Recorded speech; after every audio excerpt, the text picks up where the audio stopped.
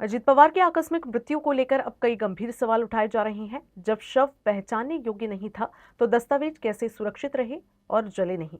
विमान ने ठीक कितने बजे टेक ऑफ किया था? पहले ये कहा गया कि विमान में 6 लोग थे, फिर बाद में 5 लोग की जानकारी क्यों दी गई? जब विमान की पेट्रोल टंकी पूरी भरी हुई थी तो विमान ने और चक्कर क्यों नहीं लगाए? पायलट को विमान पुणे ले जाने के निर्देश दिए गए थे, इसके बावजूद लैंडिंग क्यों की गई?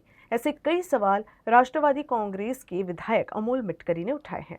मिड डे कॉल जो दिला गेला तो याच्याकरता दिला गेला की मला धावपट्टी दिसत नाही आहे. त्यावेळेस पुण्यावरून सांगितलं गेलं की तुम्ही पुण्याला लँड करा. मग त्या पायलटनी ते लँड का केलं नाही? दोन्ही पायलट कसे बदलले गेले? काही पायलट ट्रॅफिकमध्ये अडले होते. सकाळी माझ्या माहितीप्रमाणे मी दादांसोबत 2-4 विमानाचा प्रवास सकाळी डोमेस्टिक एअरपोर्टवरून केला, गेट नंबर 8 मधून. त्या दिवशी त्याच गेटमधून दादा चालले होते आणि त्यावेळेस सुद्धा ट्रॅफिक नसते त्या काळामध्ये आणि ट्रॅफिकच्या अडचणीचं कारण दाखवून अचानक ज्या पायलटची हिस्ट्रीच दारूची आहे, ज्याला सस्पेंड केलं आहे, जे विमान नादुरुस्त आहे, अशा प्रकारे दादांनी प्रवास करावा आणि मग शेवटी बॉडी छिन्न-विछिन्न परिस्थितीत माळरानावर सापडावी, कागद जळलेले नसावे आणि याबद्दलची साशंकता एक कार्यकर्ता म्हणून माझ्या मनात आहे. म्हणून काही प्रश्न मी उपस्थित केलेत. आता सी-आय-डी चौकशी संदर्भात स्वतः मुख्यमंत्री साहेबांनी तसे निर्देश दिलेत, तशी चौकशी सुरू पण आहे.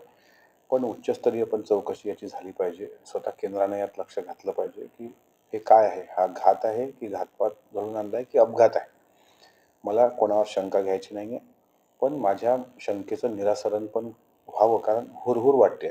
मला असं वाटतं की याबाबत स्वतः केंद्रीय गृहमंत्र्यांना भेटलं पाहिजे आणि त्याबाबत चौकशी उच्चस्तरीय करण्यासंदर्भात निवेदन केलं पाहिजे. तसा प्रयत्न माझा एक आमदार म्हणून भेटण्याचा दिल्लीला जाऊन त्यांना असेल आणि अधिवेशनात सुद्धा. आणि मला विश्वास आहे की या घटनेनंतर ज्या पद्धतीनं देवेंद्र फडणवीसजी एक मोठे भाऊ म्हणून सुनेत्रा वहिनींच्या पाठीशी खंबीरपणे उभे राहिले, स्वतः एकनाथराव शिंदे साहेब उभे राहिले, तर विश्वास आहे की राष्ट्रवादीच्या सर्वसामान्य कार्यकर्त्यांच्या भावना लक्षात घेऊन ते उच्चस्तरीय चौकशी करतील आणि सत्य काय ते एकदा जनतेसमोर येऊन जाईल.